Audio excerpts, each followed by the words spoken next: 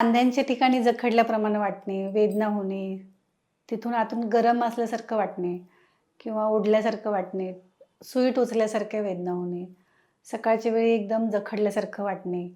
बऱ्याचदा छोटे-छोटे सांधे जसं की अंगठ्याच्या खालच्या बाजूला, पायाच्या अंगठ्यांच्या इथं सूज येणे वारंवार, वेदना होणे, त्या कमी जास्त होणे. असं जर होत असेल तर सावधान. हे एक मोठ्या आजाराची सुरुवात असू शकते. नॉर्मल भाषेत ज्याला गाऊट आर्थरायटिस म्हणून ओळखलं जाते, ज्याच्यामध्ये युरिक ॲसिड लेव्हल जास्त होतात आणि मग सांध्यांचे वेगवेगळे आजार चालू होतात. तर आयुर्वेदामध्ये याला वातरक्त असं म्हटलं जाते.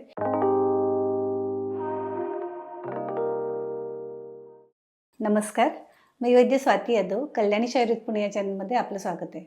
आत्ता जसं मी मेन्शन केलं त्याप्रमाणे आड्यवात ह्या आजाराला म्हणतात, म्हणजे श्रीमंतांना होणारा आजार. आणि खुडवात, खुडवात म्हणजे छोट्या सांध्यांपासून चालू झालेला. म्हणजे इनिशियली छोटे-छोटे सांधे त्याच्यामध्ये इन्व्हॉल्व असतात. परत मग मोठे सांधे पण इन्व्हॉल्व होतात. परत दुसऱ्या सगळ्या सिस्टम्स पण त्याच्यामध्ये इन्व्हॉल्व होतात.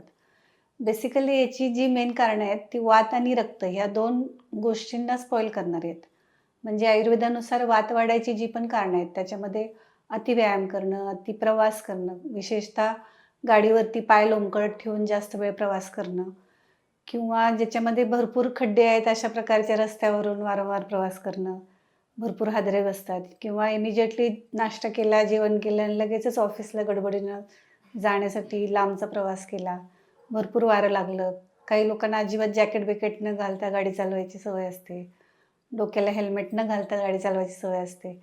त्या सगळ्या केसेसमध्ये वात वाढण्याची जी पण कारणं आहेत आणि काही लोकं इतकी व्यायामासाठी ऑब्सेस्ड असतात, की 2-2 तास व्यायाम करतात किंवा तासभर पोहतच राहतील किंवा नॉर्मली अंघोळ करताना पण तास-तास भर जी लोकं बाथरूममध्ये पाण्याच्या संपर्कात राहतात, अशा लोकांना पण वात वाढण्याची ती कारणं ठरू शकतात. सिमिलरली आहारामध्ये जे पण काही आपण खातोय, त्याच्यामध्ये अति तिखट खाणं, म्हणजे काही लोकांना रोजच्या रोज भरपूर तिखट खायची सवय असते. वरून मीठ घेऊन खायची सवय असते. ती अशी आंबट खायची सवय असते किंवा पाणीपुरीसारख्या चटपटीत गोष्टी वारंवार जे लोकं खातात, त्यांचं रक्त दूषित होण्यासाठी ते रिस्पॉन्सिबल असते. विहारामध्ये म्हटलं तर जे काही दुपारी झोपण्याची सवय आहे लोकांना, जेवल्या-जेवल्या दुपारी झोपणं आणि रात्रभर जागरण करणं, या सगळ्यांनी रक्त दूषित होते. शिवाय जे पण पावटा, वाटाणा यासारख्या गोष्टी आहेत, ज्या वात वाढवणाऱ्या आहेत आणि रक्त दूषित करणाऱ्या आहेत, त्या वारंवार खाल्ल्या किंवा अतिशय गरम-गरम तव्यावरनं काढलेली चपाती खाल्ली, म्हणजे वारंवार गरम चहा पिला, ह्या सगळ्या गोष्टींनी रक्त दूषित होते आणि फायनली ह्या दोघींचं कॉम्बिनेशन होऊन वातरक्त नावाचा आजार होतोय. त्याच्यामध्ये आयुर्वेदानुसार गंभीर आणि उत्तान अशा 2 अवस्था सांगितल्यात. म्हणजे थोडं माईल्ड असते की उत्तान, ज्याच्यामध्ये फक्त त्वचेची वगैरे रिलेटेड लक्षणं दिसतात. त्वचा काळवंटे, सांधे माईल्ड प्रमाणात दुखत असतात आणि बऱ्याचदा ते काही न करता पण कमी जास्त होत असतात लक्षणं. पण गंभीर वातरक्तामध्ये मोठे सांधे पण इन्व्हॉल्व होतात आणि त्याच्यामध्ये बऱ्याचशा सिस्टम परत इन्व्हॉल्व होतात. बऱ्याचदा वारंवार ताप येत असतोय पेशंटला, डोकं जड वाटत असते, खायची इच्छा होत नसते. हे सगळं जर होत असेल तर ह्याची ट्रीटमेंट करणं हे अतिशय गरजेचं आहे. म्हणजे नॉर्मली सांधिवात झाले असं म्हणून सांगितलं जाते पेशंटला. बरेच दिवस पेनकिलर्स खात असतात. स्टिरॉइड्सवरती काही लोकं असतात. पण तरी पण ते पूर्णपणे बरे होत नाहीत. आयुर्वेदानुसार जर तुम्ही त्या आजारामध्ये लक्षणं चालू झाल्यानंतर पहिल्या 1 वर्षात अप्रोच केला, तर तुम्ही प्रॉपर ट्रीटमेंट घेतली तर तुम्ही पूर्णपणे बरे होऊ शकते. नाहीतर त्याचे जे काही दुष्परिणाम आहेत, म्हणजे बऱ्याचदा बऱ्याच लोकांची बोटं वाकडी झालेली बघितलं असेल तुम्ही किंवा पायांचे सांधे, ती हाडं वाकडी होतात. त्याच्यानंतर वाकडत चालायला लागतोय तो व्यक्ती, म्हणजे पंगुता येते त्याला, असं होऊ शकते. आणि हे जे इरिव्हर्सिबल गोष्टी जेव्हा होतात, तेव्हा मग ट्रीटमेंट करणं आयुर्वेदाला पण डिफिकल्ट जाते. त्यामुळे जर लक्षणं दिसत असतील, तर लवकरात लवकर आयुर्वेद डॉक्टरकडे अप्रोच करणं हे गरज आहे. म्हणजे पहिले वेगवेगळ्या ऑर्थोपेडिक लोकांना भेटून पेनकिलर्स भरपूर खाऊन 2-3 वर्ष टाईमपास केला जातोय आणि मग आयुर्वेदाकडे ते पेशंट येतात आणि त्यामुळं मग ती लक्षणं पण तेवढी डीप झालेली असतात. एवढा काळमध्ये गेलेला असतोय आणि साध्य-साध्यतेमध्ये हे सांगितलंय, की जर नवीन असेल तो आजार, कमी लक्षणं दाखवणारा असेल, कमी कारणाने झाला असेल, तर तो लवकर जिंकता येतोय, तर सहज साध्य होतोय. पण जेवढा प्रत्येक गोष्टीला वेळ लागेल, म्हणजे जसं एखादं छोटं रोप उपडून टाकायला सोपं असते, पण फार मोठं झाड आपण सहज हाताने उपडू शकत नाही. तसंच या आजाराच्या बाबतीत होते. त्यामुळं ही सगळी लक्षणं जर तुम्हाला दिसत असतील, तर ह्याच्याविषयी वेळीच सावध होऊन तुमच्या जवळच्या वैद्यांना भेटून याविषयीच्या ट्रीटमेंटबद्दल तुम्ही चौकशी करू शकता.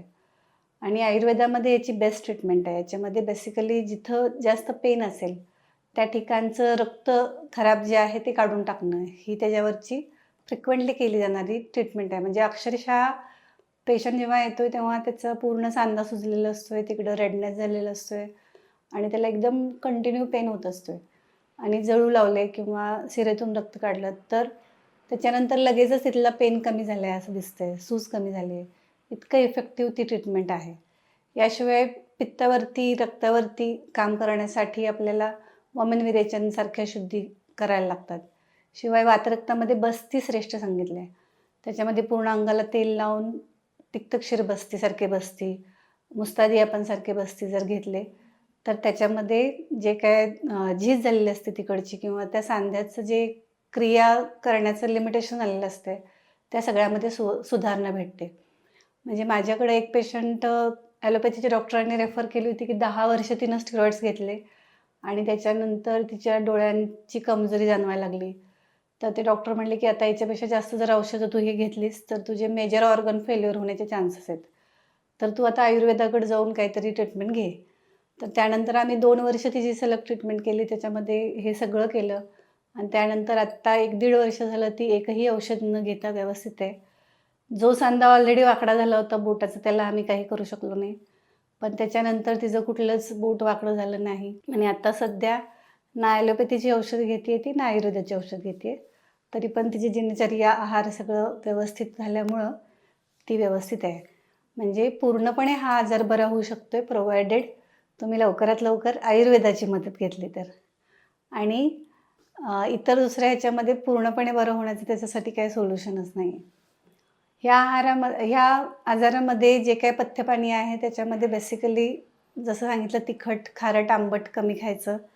जे काय आंबवलेले पदार्थ आहेत ते कमी खायचे. फास्ट फूड्स विशेषतः कमी खायचे. तुमची एक दिनचर्या सेट पाहिजे. तुम्ही कधी उठताय, कधी झोपताय, ह्या सगळ्याला इम्पॉर्टन्स आहे. किंवा दिवसा झोपणं टाळलं पाहिजे. व्यायाम केलाच पाहिजे आणि तो प्रमाणात केला पाहिजे. ना अति जास्त, ना अति कमी. म्हणजे जी लोकं खाऊन भरपूर लोळतात, काही करत नाहीत, अशा सुखासीन लोकांना एकतर प्रमेह जास्त प्रमाणात होतोय आणि दुसरा वातरक्त होतोय. प्रमेह म्हणजे डायबिटीज असं कंप्लीटली नाही म्हणता येत, पण सिमिलर थोडंसं असू शकते आणि हे वातरक्त. त्यामुळं जर आर्थिक सुबत्ता आली, भरपूर चांगलं खाल्लं-पिल्लं आणि व्यायाम नाही केला, तर आपल्याला काहीतरी हे होणार हे गृहीत धरायला पाहिजे. आणि त्याच्यासाठी शरीरशुद्धी करण्याची गरज आहे सध्या बऱ्याचशा लोकांना. हे आपण जाणून घेतलं पाहिजे. म्हणजे बरीच लोकं प्री डायबेटिक कंडिशनमध्ये आहेत. त्यांना असं सांगितलं जाते, की तुम्ही जर व्यायाम वगैरे नाही केलं तर तुम्हाला डायबिटीज होईल. ह्याच्यात ॲडिशनल एक गोष्ट अशी आहे, की जर तुम्ही शरीरशुद्धी नाही केली, तरीही तुम्हाला डायबिटीज होईल.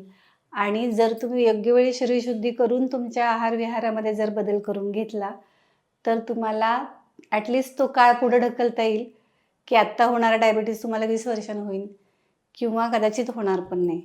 त्यामुळं ह्या सगळ्या गोष्टींचा विचार करता वातरक्त हा एक मेजर आजार आहे, जो बऱ्याच लोकांना हल्ली होताना दिसतोय.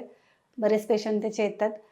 पण जर अर्लियर तुम्ही आयुर्वेदाकडे गेला, तर तुम्हाला जास्त फायदा होईल. आणि ह्या सगळ्या गोष्टींचा विचार करून जवळच्या वैद्याला भेटा. यापैकी कोणतीही लक्षणं तुम्हाला दिसत असतील तर त्याच्यावर प्रॉपर ट्रीटमेंट घ्या. ही माहिती तुम्हाला आवडली असल्यास तुमच्या प्रियजनांशी शेअर करा. ज्याला गरज असेल त्यांना जरूर कळवा. आणि आमचा व्हिडिओ कसा वाटला हे कमेंट करून सांगा. आमच्या चॅनलला सबस्क्राईब करा. असेच व्हिडिओ यानंतरही घेऊन येईपर्यंत धन्यवाद.